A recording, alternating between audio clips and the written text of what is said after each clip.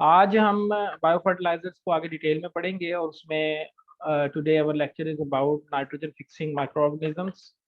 और उसमें ये पहली हेडिंग, ये छः छः यही हमारी जो है ना, ये चैप्टर में हमने 6 टाइप की बायो फर्टिलाइजर पढ़ने हैं। इसमें से आज का लेक्चर होगा बायोलॉजिकल बीएनएफ या biological nitrogen fixation micro organisms. ये मैंने पीडीएफ एक बना के रखी थी, क्वालिटी इतनी अच्छी नहीं है लेकिन ये है कि काम चला जाएगी। तो इससे हम पढ़ते हैं, साथ साथ आप काइंडली जो नोट्स हैं या कोई हिंट्स हैं वो आप साथ साथ लिखते जाएं जो मैं आपको बताऊंगा। तो सबसे पहले तो ये कि बायोलॉजिकल नाइट्रोजन फिक्सिंग या BNF microorganisms, how they perform. They help in reduction of atmospheric nitrogen to ammonia. हवा में जो नाइट्रोजन मौजूद है that is in N2 form and that is a gaseous state, it is not soluble in water. उसको वो convert करते हैं into ammonia which is also a gas but it is highly soluble in water. ये ammonia gas जो जिसमें वो nitrogen को convert करते हैं that is highly soluble in water. और इसकी वजह से ये जो मैं यहाँ पे पढ़ा रहा हूँ ये देख ले। इसकी वजह से ये क्या होता है कि फिर ये जो सॉइल में मॉइस्चर अवेलेबल होता है उसमें ये डिजोल्व हो जाती है और पौधों को अवेलेबल हो जाती है। According to an estimate, BNF contribute more than 175 million tons of nitrogen, out of which वो कहता है कि एक एस्टिमेट के मुताबिक 175 मिलियन टन्स ऑफ नाइट्रोजन जो है वो बीएनएफ डालते हैं जमीन के अंदर सालाना, एक साल में। और उसमें से तकरीबन 40% जो है वो लिग्यूमिनस क्रॉप्स, ये जो आप लगाते हैं लूसन बरसीम और इस तरह की जितनी भी आप ये नाइट्रोजन फिक्सिंग क्रॉप्स लगाते हैं, पल्सिस, वो सारी की सारी वो तकरीबन 40% उनका रोल है इसमें। वो उनकी रूट्स में ये बीएनएफ रहते हैं और उनकी मदद से वो उसको बायोलॉजिकल नाइट्रोजन फिक्सेशन करते हैं। उसके अलावा आप दूसरे सोर्सेज क्या हैं, आप बाजार से, जैसे मैंने बताया कि यूब एग्रीकल्चर रिसर्च इंस्टीट्यूट इस पे काम कर रहा है और वो ये बाकायदा फार्मर्स को पैकेट्स देता है एजोटोबैक्टर के, एजोस्पाइरिलम के। तो वो भी जमीन में डाले जा सकते हैं, इनकॉर्पोरेट किए जा सकते हैं। But mostly the most common way in which we incorporate nitrogen in our soil is by using this green manuring crops. इसमें ये नाइट्रोजन फिक्सिंग लिग्यूमिनस क्रॉप्स है। Nitrogen fixing organisms associated with horticultural crops.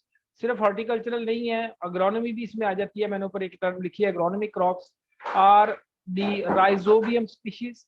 इसमें ज्यादा जो prominent species हैं biological BNF की, उसमें rhizobia, उसका जमा राइजोबियम है, राइजोबियम स्पीशीज है which live in symbiotic association with the roots of leguminous vegetables।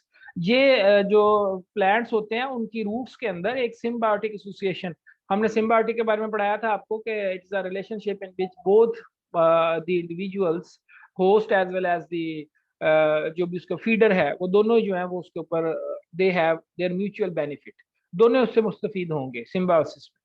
वो जो बैक्टीरिया उसकी रूट्स में रह रहे हैं वो बदले में उसको नाइट्रोजन दे रहे हैं, और जो प्लांट है नाइट्रोजन लेने के बदले में उसको बनी बनाई खुराक दे रहा है, जाइलम और फ्लोएम के थ्रू उनको खुराक मिल रही है। तो ये सिम्बायोटिक रिलेशन हमेशा नेचर में अच्छा होता है, एक म्यूचुअल अंडरस्टैंडिंग होती है। ये किसके साथ होती है जी? Roots of leguminosae leguminous vegetables. इस फैमिली की लिग्यूमिनस वेजिटेबल्स की जो रूट्स हैं इसमें ये पाया जाता है। उसकी बेस्ट एग्जांपल पीज की है, मटर की आपके पास हॉर्टिकल्चर में। फॉर्मिंग नोड्यूल्स, इसके अंदर वो छोटे छोटे नोड्यूल्स बनते हैं, जड़ के नीचे ऐसे जड़ है उसके ऊपर ऐसे छोटे छोटे आपको नोड्यूल्स नजर आएंगे, उभार नजर आएंगे। And free living fixers. इसके अलावा कुछ और टाइप्स भी हैं हॉर्टिकल्चर क्रॉप्स में जो इन रूट्स के साथ कोई रिलेशनशिप नहीं करती। वो फ्री लिविंग बैक्टीरिया हैं जो जमीन के अंदर खुद ही अलग अलग रहते हैं और सेल्फ सफिशिएंट है, अपनी खुराक खुद तैयार करते हैं और साथ में एज अ बाय प्रोडक्ट वो अमोनिया NH3 को भी पैदा करते हैं। ठीक है, तो ये दो रिलेशनशिप यहाँ पर उसने बात की है। एक तो है symbiotic relationship with the roots of the plants, और वो कौन से हैं? लिग्यूमिनोसी फैमिली के। Number two, free living bacteria जो कि जमीन में वैसे ही मौजूद है। ये जमीन मैंने बनाई है, उसके अंदर डॉट्स जो हैं ये बैक्टीरिया को ज़ाहिर कर रहे हैं। और फ्री लिविंग फिक्सर्स की एग्जांपल, जो एसोसिएशन की एग्जांपल है उसकी बेस्ट एग्जांपल उसने राइजोबियम की दी है। ठीक है, मैं यहाँ पे RH लिख रहा हूँ सिर्फ राइजोबियम के लिए। और जो फ्री लिविंग फिक्सर्स हैं जो जमीन में खुद रहते हैं अकेले, उनकी बेस्ट एग्जांपल में एजोटोबैक्टर एंड एजोस्पाइरिलम, ये वही हैं जो मैं अभी आपको बता रहा था कि आरयूब एग्रीकल्चर वाले बाकायदा इसके पैकेट्स देते हैं, तो वो इस पे काम कर रहे हैं बायो फर्टिलाइजर के ऊपर। इसके अलावा और भी कुछ इंस्टीट्यूट्स कर रहे हैं, लेकिन मुझे इसी का भी अंदाजा है। एजोटोबैक्टर एंड एजोस्पाइरिलम, मैं एजी से इनको ज़ाहिर कर रहा हूँ। एजोटोबैक्टर को एजीटी कह देता हूँ और एजोस्पाइरिलम को एजीपी कह देता हूँ। ठीक है, वो आपकी मर्जी है, आप जिस तरह मर्जी इसको याद कर ले। एजीएस कर देता हूँ एजोस्पाइरिलम। तो एजोटोबैक्टर एंड एजोस्पाइरिलम दो इसमें ये बैक्टीरिया हैं, ये फ्री लिविंग है और आपने इनके नाम याद रखने हैं। पेपर में अगर सवाल आता है तो आपने ये बताना है कि मैं आपसे पूछ सकता हूँ कि बीएनएफ के अंदर, काइंडली माइक्रोफोन ऑफ करें बेटा, फिजा माइक्रोफोन ऑफ करें। इसमें मैं ये पेपर में ऐसे सवाल कर सकता हूँ कि आप जो है वो ये बताएं कि फ्री लिविंग और जो सिम्बायोटिक रिलेशन एजोटोबैक्टर हैं या बीएनएफ हैं उनके नाम बताएं, तो फिर आप राइजोबियम, एजोटोबैक्टर, एजोस्पाइरिलम की नाम लिख सकते हैं। इसके अलावा फिर उसने इसमें एक और चीज भी किया, there are two types of rhizobia. ये जो राइजोबियम थे ये वाले, इसकी भी आगे दो किस्में हैं। It has two major types, और वो कौन सी हैं? Number one, a slow growing, एक जरा स्लोली उगते हैं, ग्रोइंग तो नहीं, इसको कह लें आप आहिस्ता आहिस्ता वो अपनी कॉलोनी को स्टैब्लिश करते हैं, स्लोली स्टैब्लिशिंग ब्रेडी राइजोबियम। इसका नाम है ब्रेडी राइजोबियम, ये भी एक बैक्टीरिया की किस्म है। एंड दूसरी किस्म है a fast growing rhizobium species. तो अब इसमें ये राइजोबियम में उसने दो किस्में बताई हैं, एक ब्रेडी राइजोबियम की, मतलब दो ही आपके पास फ्री लिविंग की हो गई हैं और दो ही आपके पास सिम्बायोटिक रिलेशन की होगी हैं, और इसमें एक स्लो और फास्ट का चक्कर है। ठीक है, इसको आपने याद रखना है। ये नीचे फिर उसने एक फन फैक्ट दिया हुआ है कि azospirillum fix nitrogen from 10 to 40 KG per hectare and save nitrogen fertiliser output by 20 to 30%। अंदाजे के मुताबिक ये जो फ्री लिविंग स्टेट में बैक्टीरिया एजोस्पाइरिलम रहता है जमीन में, ये तकरीबन 10 से 40 किलो खाद नाइट्रोजन की जमीन में इनकॉर्पोरेट करता है 1 हेक्टेयर में। 1 हेक्टेयर में इसकी इतनी खाद है। ठीक है, तो ये और ऑलमोस्ट ये तकरीबन आपकी जो नाइट्रोजन, आप जानते ही हैं कि नाइट्रोजन की खाद जमीन में जो डलती है वो तकरीबन 100, 150 या 200 किलो तक, depending on the availability of that fertiliser वो डलती है। तो वो तकरीबन 25 to 30% आपकी टोटल कॉस्ट को कम कर देता है। जितनी बोरियां आपने खाद की डालनी है यूरिया की, अगर आपने 10 बोरियां डालनी है तो उसको आधा कर ले, 25% कर ले, 7 बोरियां डलेंगी, 6 बोरियां डलेंगी। तो ये काफी हद तक आपको रोल प्ले करता है, और ये आज ये काफी एक एडवांस कह लें कि वे ऑफ फार्मिंग है, इसको करना चाहिए, इसको इनकॉर्पोरेट कराना चाहिए। ठीक है, तो ये और इसी तरह फिर ये एजोटोबैक्टर की बात कर रहा है कि एजोटोबैक्टर जो है वो ज्यादा इफेक्टिव एजोस्पाइरिलम है, लेकिन एजोटोबैक्टर कहता है उसकी इनोकुलेशन क्या करती है, वो तकरीबन 10 से 20% तक फर्टिलाइजर को बचाती है। तो कहने का मतलब यह है कि इसकी एफिशिएंसी एजोस्पाइरिलम की ज्यादा है as compare to this one. इसके साथ अगर 1 स्टार लगाऊं तो इसके साथ डबल स्टार लगा सकता हूँ कि ये ज्यादा एफिशिएंट है। ठीक है, तो ये सारी बातें, इसकी स्क्रीनशॉट लेना चाहते हैं ले लें, मैं इसको रेज करने लगा हूँ, और ये आपको इसके बाद नहीं मिलेगा क्योंकि ये कॉपी पे लिखा नहीं जा रहा, ये जस्ट वैसे सिर्फ अभी मैंने सिंबल इस्तेमाल की है। स्क्रीनशॉट काइंडली ले लें इसकी। Okay, next we do have, इसके अंदर चंद एक और चीजें हैं जो हमने पढ़नी है, वो है ये। अब उसके बारे में थोड़ी सी उन्होंने डिटेल वन बाय वन बताई है, और ये हमने यहाँ से पढ़नी है। राइजोबियम एंड ब्रेडी राइजोबियम की मैं भी पीछे बात करके आया हूँ, सिम्बायोसिस की बेस्ट एग्जांपल इनकी है। तो इसमें दे symbiotically fix nitrogen with leguminous plants, increasing the amount of available nitrogen for uptake of plant. The quantum of nitrogen fixation ranges from 50 to 300 kilogram of nitrogen per crop per season. Means to say कि देखें इनकी efficiency कितनी ज्यादा है, कि वो तकरीबन सिर्फ 10 से 40 किलो कर रहा था और ये कितनी कर रहे हैं, 50 से 300 किलो तक ये नाइट्रोजन फिक्स कर सकते हैं 1 हेक्टेयर में, एक फसल के तहत। मतलब आप एक खेत में, ये एक्चुअली जो बात हो रही है ये हो रही है ग्रीन मेन्योरिंग की, कि एक खेत में जब आप ग्रीन मेन्योरिंग करते हैं 1 एकड़ में, 1 हेक्टेयर में सॉरी, तो उसमें आप बरसीम लगाते हैं, आप लूसन लगाते हैं, आप मटर लगाते हैं, आप कोई भी और चना लगाते हैं, तो वो क्रॉप्स जो हैं उनसे इसमें जो नाइट्रोजन ऐड होगी एक क्रॉप से, वो तकरीबन 50 से 300 किलो तक ऐड हो सकती है अंडर मोस्ट ऑप्टिमम कंडीशंस। वो कहता वेरी इसलिए करती है कि उसमें कंडीशंस पे डिपेंड करता है, ज्यादा गर्मी पड़ेगी तो कम फिक्स होगी, मौसम जरा थोड़ा साजगार रहेगा, वेजिटेटिव ग्रोथ ज्यादा होगी तो डेफिनेटली वो क्रॉप ज्यादा फिक्स करेगी। यहाँ पर एक एडिशनल चीज जो मैं बता दूं, इस किताब में नहीं लिखी, वो ये कि जो ये लिग्यूमिनोसी फैमिली है इसमें मैक्सिमम नाइट्रोजन फिक्सेशन तब होती है जब पौधा पत्ते निकाल रहा होता है, जब अभी वेजिटेटिव ग्रोथ कर रहा है। जब एक बार उसकी फ्लावरिंग स्टार्ट हो जाती है तो फ्लावरिंग के बाद वो नीचे वाले जो बैक्टीरिया हैं उनका पर्पस खत्म हो जाता है, वो प्लांट के साथ उनका एसोसिएशन खत्म हो जाती है। और प्लांट जो है आमतौर पर वो फूड रिजर्व्स वगैरह उसकी तरफ डाइवर्ट करने के बजाय सारे फूड रिजर्व्स फ्लावर को देना शुरू कर देता है, जिसकी वजह से क्या होता है कि वो नीचे वाली जो कॉलोनियां वो मर जाती हैं। और उस स्टेज के ऊपर आप आमतौर पे इसको उस लेवल तक नहीं लेकर जाते। हम आपने अक्सर पढ़ा होगा कि जो ग्रीन मिनोरिंग क्रॉप्स हैं उनको सिर्फ वेजिटेटिव स्टेज तक रखना है, उसके बाद उसको चॉप कर देना है। बड़ी वजह यही है कि वेजिटेटिव स्टेज तक रखने की, कि यही इसी स्टेज तक सिर्फ ये फिक्स होती है नाइट्रोजन। इसके बाद ये जो फूल छूल निकलने हैं ये एक्चुअली अब नीचे से न्यूट्रिएंट्स खाना शुरू कर देगा पौधा, और आपकी जो न्यूट्रिएंट कैपेसिटी है उसको कम करना शुरू कर देगा। तो it is much better if you plough the field and if you incorporate these vegetative crops in the field before their flowering, उनकी फ्लावरिंग से पहले इनको इनकॉर्पोरेट कर दें खेत के अंदर। तो ये कुछ जनरल बातें बस इतनी सी आपने पढ़नी है, इसमें ज्यादा कोई डेप्थ में जाने की जरूरत नहीं है, यहाँ तक की सिर्फ आपने पढ़ना है। ये मैं बार बार कह रहा हूँ, इसकी स्क्रीनशॉट ले लें, बाद में फिर आपने भूल जानी है कि सर ने कौन कौन सी चीजें बताई हैं। तो ये आपने इसमें से पढ़नी है। मैं इरेज करने लगा हूँ, आप स्क्रीनशॉट काइंडली इसकी ले लें। नेक्स्ट वी हैव ये सारे टेबल छोड़ दें, ये टेबल याद करने की जरूरत नहीं है। हम नेक्स्ट पेज के ऊपर चलते हैं। इसके अंदर हमारे पास एजोटोबैक्टर एजोस्पाइरिलम होगा, और एक एजोला के नाम से एक चीज है जो मैंने आपको बतानी है। तो ये आगे आगे कुछ और types azotobacter. Now there is another type we called it azolla.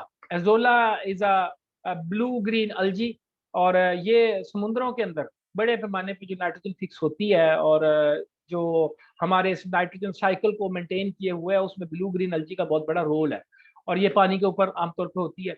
तो ये ब्लू ग्रीन अल्जी जो है एजोला, ये it can contribute 25 kilogram nitrogen per hectare पर सीजन। ऑल्दो ये हम इतना ज्यादा इस्तेमाल नहीं करते, हाँ राइस के फील्ड में माइट भी इस्तेमाल होती हो, मुझे नहीं इसका इलम। लेकिन बायोलॉजिकल नाइट्रोजन फिक्सेशन थ्रू इसका एक कॉम्प्लेक्स बनता है। ये एजोला जो है अकेला नहीं सर्वाइव करता, ये भी एक सिम्बायोटिक रिलेशन में होता है। किसके साथ होता है?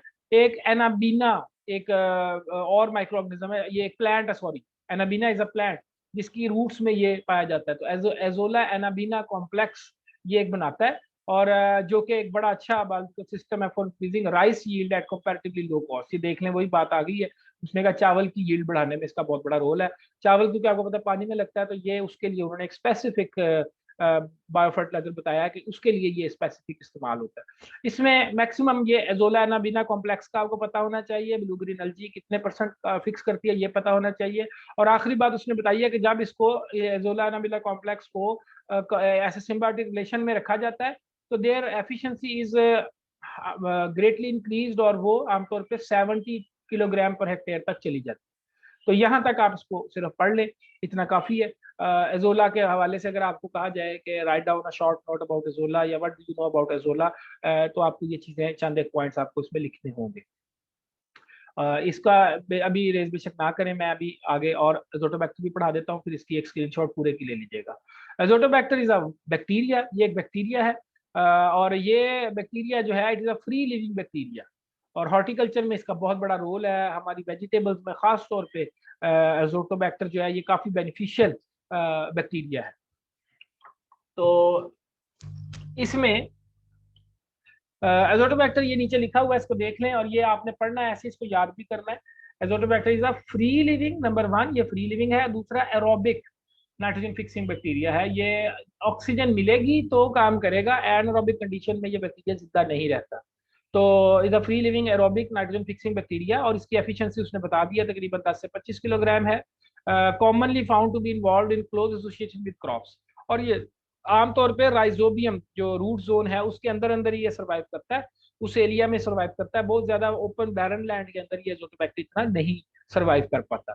तो ऑल्दो ये एसोसिएशन के अंदर नहीं है, ये सिम्बायोटिक एसोसिएशन नहीं है इसकी, ये इसने कोई बॉन्ड साइन नहीं किया हुआ पौधे के साथ कि मुझे आप ये खुराक दें और मैं बदले में आपको नाइट्रोजन दूंगा, नहीं। ये अपना एक अलग से इसकी कॉलोनीज बनती हैं, ये अलग से अपना फ्री लिविंग अलग अलग रहती है, सॉइल में अपनी कॉलोनियां बना के रहता है। लेकिन उस इलाकों में ये ज्यादा सर्वाइव कर पाता है जिस जिस इलाके में पौधे भी इसके गिरदोनवा में लगे हुए हो।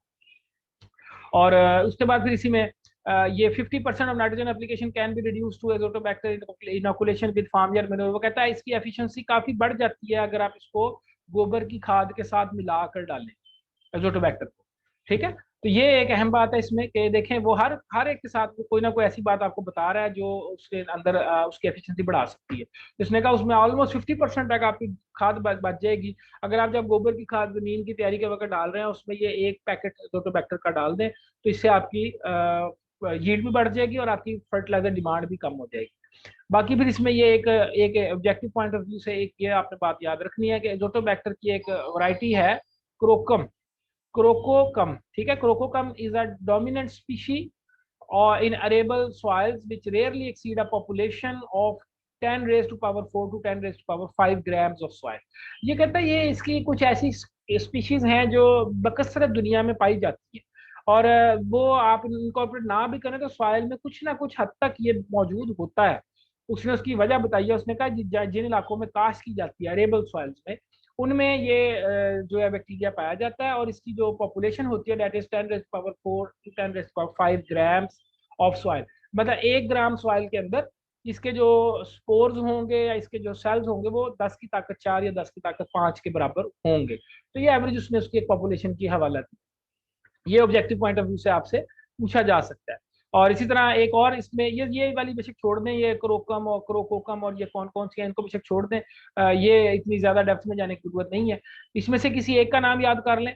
और लेकिन वैसे जो अभी हम बात कर रहे हैं कि वजह क्या है जिसकी वजह से ये बहुत ज्यादा पाया जाता है, उसकी वजह वो नीचे बता रहा है कि they are known for to form cyst to withstand adverse conditions. ये बैक्टीरिया ऐसे होते हैं कि जब इनको टेम्परेचर सुटेबल नहीं मिलता ना, तो ये सिस्ट में कन्वर्ट हो जाते हैं। सिस्ट क्या चीज है?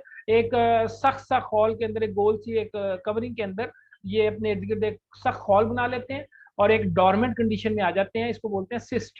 ठीक है, तो ये सिस्ट के अंदर सिस्ट की फॉर्म में सॉइल में अक्सर मौजूद होते हैं। जब आप उस पर जमीन पे फसल वगैरह लगाते हैं या पानी शानी लगाते हैं तो वही फिर से वहां पर ब्लूम करना शुरू कर देते हैं।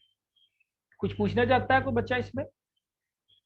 और ये देखें आगे उसने बताया हुआ है, the onset of favourable conditions the cyst give rise to vegetative cells. फिर वो दोबारा से वेजिटेटिव उसके वो ग्रो करना शुरू कर देगा। और ये एक्चुअली एजोटोबैक्टर के बारे में एक ये भी आपको बताना जरूरी है कि ये किस तरह प्लांट की ग्रोथ को इन्हांस करता है। एक तो ये जरूरी, इसमें बिल्कुल सही बात है कि ये नाइट्रोजन को फिक्स करता है। इसके अलावा इसके कुछ साइड बेनिफिट्स भी हैं।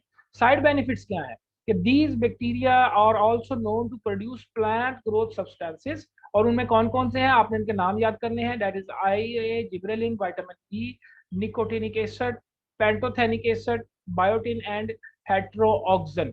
ये बेसिकली जितने भी ये एसिड है ये ऑर्गेनिक एसिड्स हैं। ठीक है, तो ये क्या करते हैं, it also act as crop protected. ये पौधे को बचाते हैं मुख्तलिफ मसाइल से, बीमारियों से और स्ट्रेस से। क्यों? क्योंकि इट रिलीजेस एंटी मेटाबोलाइट्स, क्योंकि इनके ये बैक्टीरिया कुछ ऐसे केमिकल रिलीज करते हैं जो दूसरे पौधों के, खासतौर पर जो दूसरे होस्ट है या दूसरे जो पैथोजेंस हैं उनके अंदर वो मेटाबॉलिज्म को खत्म करते हैं। एंटी मेटाबोलाइट्स ऐसे केमिकल्स होते हैं जो किसी के मेटाबॉलिज्म को तबाह करते हैं, जिस तरह कहते हैं ना एंटीबायोटिक, जिंदगी के अगेंस्ट एंटीबायोटिक। तो एंटी मेटाबोलाइट्स क्या होते हैं कि ये ऐसे केमिकल रिलीज करता है बैक्टीरिया जो इसके सराउंडिंग में कोई और स्पीशी या कोई और फंगस है, कोई कोई पैथोजन पड़ा हुआ है जो पौधे को खा रहा है। उसमें मेटाबॉलिज्म, मेटाबॉलिज्म सब समझते हैं बच्चे कि ऐसा प्रोसेस उसकी बॉडी में हो रहे हैं या मुख्तलिफ प्रोसेसेस, वो मेटाबॉलिज्म का हिस्सा है। तो ये केमिकल उसके उस प्रोसेस को रोक देते हैं, उसको खत्म कर देते हैं, बेसिकली उसको किल कर देते हैं। ठीक है, तो इसकी वजह से ये आमतौर पे, क्योंकि ये जड़ों में मौजूद होता है बैक्टीरिया, तो इससे ये प्रोटेक्ट करते हैं, these protect roots from the pathogens. ये जड़ों में पैथोजेन को आने नहीं देते। और उसकी बड़ी एग्जांपल उसने दी है कि फ्यूजेरियम, अल्टरनेरिया, ये बड़े डिस्ट्रक्टिव पेस्ट हैं। जड़ के गलाव में इनका बड़ा रोल है। जड़ जितनी भी गलती है वो इन पैथोजेंस की वजह से चलती है। तो ट्राइकोडर्मा, इन तमाम के अगेंस्ट ये प्रोटेक्शन भी प्रोवाइड करते हैं। तो ये आमतौर पे किन क्रॉप्स में होते हैं एजोटोबैक्टर? उसने कहा है वेजिटेबल क्रॉप्स इन जनरल, और स्पेसिफिक उसने आगे लिखा है कौन कौन सी, टोमेटो, ब्रिंजल, कैबेज, इसमें खास तौर पे इनको बड़े पैमाने पे अब इसके ऊपर काश की कह ले के इसको इस्तेमाल किया जाता है। Responded better to Azotobacter inoculation than other crops, can also be used in, ये फ्रूट क्रॉप्स में भी इस्तेमाल हो सकता है, प्लांटेशन क्रॉप्स में, स्पाइस क्रॉप्स में, फ्लावर क्रॉप्स वगैरह, मतलब और चीजों में भी इस्तेमाल हो सकता है, लेकिन ज्यादा फ्रूट क्रॉप्स में जो कॉमन है उसने वो बता दिया। तो इसकी अब यहाँ तक एक स्क्रीनशॉट काइंडली ले लें ताकि मैं इसको रेज कर सकूं और फिर नीचे आखिरी जो हमने आज टॉपिक पढ़ना दैट इज एजोस्पाइरिलम उसको पढ़ सके। ले ली स्क्रीनशॉट सबने? Okay, now I am going to raise it. अब हम नीचे चलते हैं, इसी में लास्ट है एजोस्पाइरिलम। एजोस्पाइरिलम में इतनी ज्यादा डिटेल्स नहीं है, हमें चंद एक पढ़नी है। It is a group of bacteria found in association with the root system of many crop plants. ये भी एक बैक्टीरिया है जो कहता है रूट सिस्टम में पाया जाता है। ये नहीं कह रहा है कि एसोसिएशन में पाया जाता है, फ्री लिविंग है, लेकिन रूट्स के पास ज्यादा पाया जाता है। Azospirillum is known to fix nitrogen from 15 to 40। ये पहले भी बात आ गई है, दोबारा आ गई है। Azospirillum inoculation help in plant better vegetative growth and also saving inputs of nitrogenous fertilizer by 25 to 30%। वो ना सिर्फ इनपुट्स की बचत करता है, बल्कि पौधे की ग्रोथ को भी बढ़ाता है। ठीक है। और 4 स्पीशीज ऑफ एजोस्पाइरिलम, 4, ये आपसे ऑब्जेक्टिव में पूछी जा सकती है बात कि कितनी किस्में एजोस्पाइरिलम की, तो ज्यादा 4 हैं बड़ी बड़ी किस्में जो इसकी इस्तेमाल हुई हैं या इसकी आइडेंटिफाई की गई हैं। ठीक है। अब उनके नाम पढ़ने जरूरी नहीं है, हम इतनी ज्यादा डेप्थ में नहीं जाते, हम सिर्फ ये इस लेवल तक ही पढ़ते हैं, स्पीशीज के नाम रहने दें ऊपर। लेकिन जो मैंने आपको एक स्पीशी बताई है क्रोकोकम, उसका आपने नाम लाजमी याद करना है। ठीक है। और इसके बाद इसमें जनरल ये, हाँ, यहाँ से वही वाली बातें फिर शुरू होगी कि the yield increase due to Azospirillum is mostly attributed to its capacity to produce hormone which establish early seedling vigour. इसकी असल वजह जिसकी वजह से ये पौधे की ग्रोथ को बढ़ाता है वो ये नहीं है कि ये सिर्फ नाइट्रोजन देता है, बल्कि इसके साथ ही कुछ प्लांट हार्मोन भी पैदा करता है। और वो प्लांट हार्मोन वही वाले हैं जो ऊपर मैं अभी बता के हैं, वही वाले आप इसमें भी लिख सकते हैं, प्लांट हार्मोन। ठीक है। और उसके बाद नीचे उसने एक बात की है, ये कुछ के बेंगलोरेंसिस कैनफिक्स, इसको छोड़ दे बेशक। टोमेटो क्रॉप में देखा उसने, ये देखा उसने कहा टोमेटो में इसको इस्तेमाल करके देखा गया, इसने यील्ड बढ़ाई है। यहाँ तक की स्क्रीनशॉट ले लें ताकि हम नेक्स्ट पेज पर जा सकें। ओके, नाउ नेक्स्ट पेज पर ये आगे हम आखिरी बात यहाँ से पढ़नी है, उसके बाद इसको यहाँ पे हमें खत्म करना है। और ये है कहाँ कहाँ इस्तेमाल होता है। Azospirillum biofertilizer can be used in fruits, vegetables and flower crops in which 11% yield increase can be।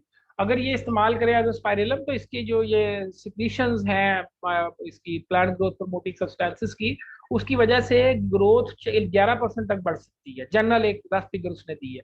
और आखिरी बात उसने इसमें लिखी है 5वीं टाइप BNF की, डेट इज बेजिरेनकिया। ये बेजिरेनकिया जो है, ये इसके बारे में आपने सिर्फ इसका नाम याद रखना है, ये क्या चीज है और ये इसमें ये कहाँ पर होती है। Its production is in highly acidic soil. जो तेजाबी जमीनें होती है ना, बहुत ज्यादा एसिडिक सॉइल्स, हमारे इलाकों में वैसे एसिडिक नहीं है, ये आमतौर पर अमेरिकन कंट्रीज या यूरोपियन सॉइल्स जो हैं वो एसिडिक है। और वहां पर ये बेजिरेनकिया ज्यादा पॉपुलर है। हमारे इलाकों में अल्कलाइन सॉइल में एजोटोबैक्टर एजोस्पाइरिलम ही ज्यादा पाए जाते हैं। लेकिन इतना पता हो कि हाँ जी, अगर एसिडिक सॉइल है तो उसके लिए बेजिरेंकिया एक एजोटोबैक्टर है जो नाइट्रोजन फिक्स कर सकता है। और इसमें फिर ये देखें इधर, इसके अलावा ये ट्रॉपिकल सॉइल्स में भी पाए जाते हैं, ज्यादा नमी ज्यादा ह्यूमिड एरिया में पाए जाते हैं। It is generally present in the rhizosphere of plantation crop such as coconut. ये देखें वो ट्रॉपिकल क्रॉप की बात कर रहा है कि उनकी जड़ों में ज्यादा ये पाए जाते हैं। Cashew nut, cocoa and pepper वगैरह इनकी जड़ों में पाए जाते हैं जनरल। तो ये बस इतना सा आप इसके बारे में पढ़ लें। ये बेजिरेंकिया जो है ये एसिडिक सॉइल में पाया जाता है और इन क्रॉप्स के अंदर पाया जाता है। That's it. और ये हमारा आज का लेक्चर यहाँ पे खत्म होता है। इसकी स्क्रीनशॉट लेना चाहते हैं ले लें काइंडली, मैं इसको रेज करने लगा हूँ। जी कोई सवाल है किसी किस्म का तो पूछ सकते हैं।